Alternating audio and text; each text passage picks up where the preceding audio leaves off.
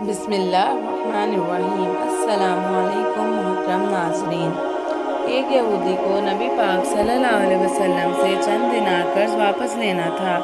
ایک دن آپ راستے سے جا رہے تھے کہ وہ یہودی آپ کے پاس آیا اور اس نے کہا، جب تک آپ میرا قرض واپس نہیں کریں گے میں آپ کو جانے نہیں دوں گا۔ نبی پاک صلی اللہ علیہ وسلم نے فرمایا، اس وقت ادائیگی کے لیے میرے پاس کچھ بھی نہیں۔ یہودی نے کہا، جب تک آپ میرا قرض واپس نہیں کریں گے میں آپ کو یہاں سے جانے نہیں دوں گا۔ آپ صلی اللہ علیہ وسلم نے فرمایا، اگر یہ بات ہے تو میں تیرے ساتھ یہیں بیٹھ جاتا ہوں۔ یہ کہہ کر آپ وہیں بیٹھ گئے۔ جیسے جیسے وقت گزرتا گیا آپ کے صحابہ وہاں جمع ہوتے گئے۔ انہوں نے یہودی کی جسارت دیکھی تو انہوں نے اس کو سزا دینے کا ارادہ کیا۔ آپ صلی اللہ علیہ وسلم نے انہیں ہر طرح کی کارروائی سے روک دیا اور کہا، تم دور چلے جاؤ۔ حکم رسول کے تحت صحابہ اکرام دور چلے گئے۔ سورج لمحہ و لمحہ گرم ہو رہا تھا اور اس کی تپش سے آپ کو تکلیف پہنچ رہی تھی، یہاں تک کہ آپ کے چہرے مبارک سے پسینہ بہنے لگا۔ اس کے باوجود آپ نے کسی غصے کا اظہار نہ کیا اور نہ کوئی سخت جملہ کہا، اور آپ سارا دن وہیں بیٹھے رہے اور ظہر، عصر، مغرب اور عشاء کی نماز وہیں پڑھی۔ پھر رات ہو گئی۔ آپ صلی اللہ علیہ وسلم نے رات بھی وہیں بسر کی اور فجر کی نماز بھی وہیں پڑھی۔ صحابہ یہودی کو ڈرانے دھمکانے لگے۔ آپ صلی اللہ علیہ وسلم نے فرمایا، یہ کیسا سلوک کر رہے ہو؟ صحابہ نے کہا، یا رسول اللہ صلی اللہ علیہ وسلم، اس کی یہ جرت کہ آپ کو یغمال بنا کر اپنے پاس بٹھا لے۔ آپ صلی اللہ علیہ وسلم نے فرمایا، مجھے اس لیے نہیں بھیجا گیا کہ میں کسی پر ظلم کروں۔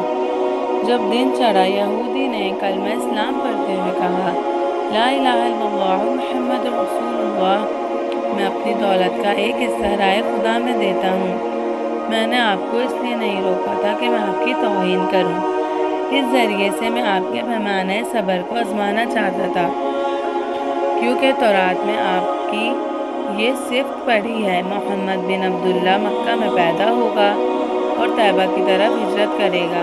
یہ تنکو اور بدمزاج اور سخت اور غصے والا نہ ہوگا اور کوئی جھوٹی بات زبان سے نہیں کہے گا۔ اس لیے میں نے آپ کو یہاں رکھ کر اس بات کی تصدیق کی ہے کہ تورات میں بالکل سچ کہا تھا۔ آپ صلی اللہ علیہ وسلم نے مبعوث پر رسالت کے 3 سال بعد تک خفیہ طور پر دعوت اسلام دیتے رہے۔ اس کے بعد اللہ تعالیٰ نے آپ کو حکم دیا، آپ کھل کر اللہ کا پیغام پہنچائیں اور لوگوں کو اسلام کی طرف دعوت دیں۔ ایام حج شروع ہوئے، پورے جزیرۃ العرب سے لوگ مکہ کی طرف آنے لگے۔ آپ صلی اللہ علیہ وسلم کوئی صفا پر چڑھے اور بلند آواز سے فرمایا، لوگو، میں اللہ کا رسول ہوں، تم اللہ رب العالمین پر ایمان لے آؤ۔ لوگ آپ کی طرف متوجہ ہوئے اور انہوں نے تعجب سے یہ اعلان سنا اور سب کی خواہش ہوئی کہ یہ اعلان کرنے والے کو دیکھیں۔ پھر آپ صلی اللہ علیہ وسلم صفا سے اتر کر مروہ آئے، وہاں پر بھی آپ نے 3 بار یہی اعلان کیا۔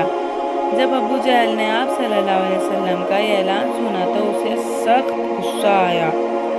اس نے زمین سے ایک پتھر اٹھا کر آپ کی پیشانی پر مارا، جس سے آپ کی پیشانی زخمی ہو گئی، خون بہنے لگا اور چہرہ مبارک لہو لہان ہو گیا۔ اس کے بعد تمام مشرکین آپ کو پتھر مارنے لگے۔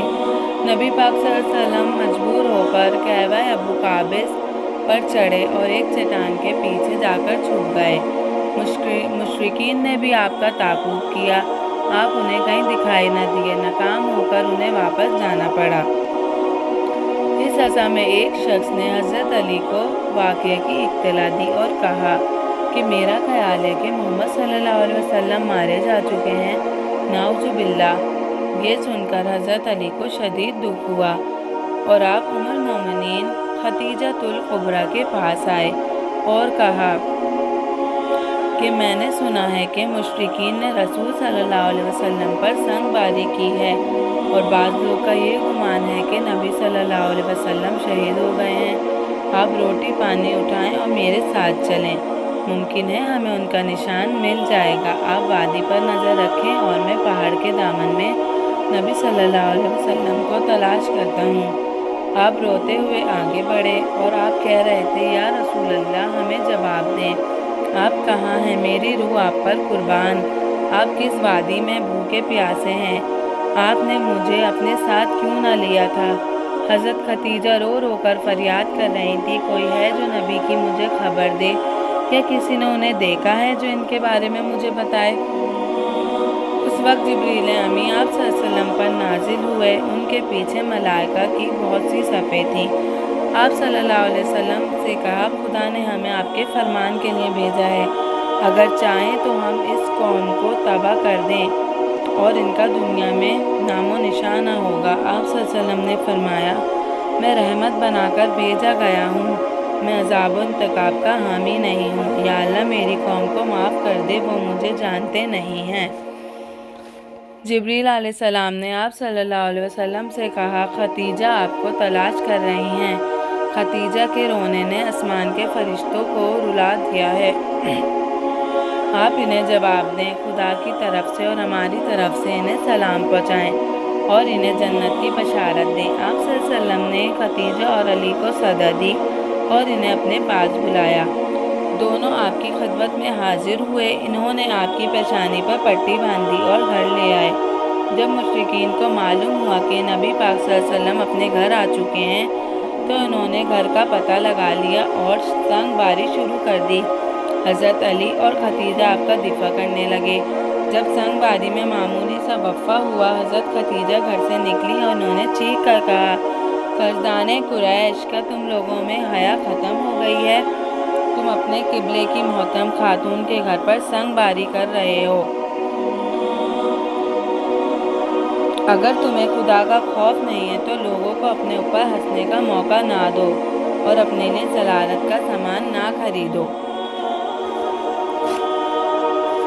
جب مشرکین نے حضرت ختیجہ کی یہ گفتگو سنی تو ان کے سر ندامت کے مارے جھک گئے اور وہ شرمندہ ہو کر اپنے گھروں کو چلے گئے۔ نبی پاک صلی اللہ علیہ وسلم نے دعوت اسلام کا آغاز ان روح افزا واقعات کے ساتھ کیا تھا۔ آپ صلی اللہ علیہ وسلم پر کروڑوں سلام۔ آپ نے لوگوں کی گمراہی اور ضلالت سے بچنے کے لیے قدم قدم پر تکلیفیں اٹھائیں اور صدمے برداشت کیے۔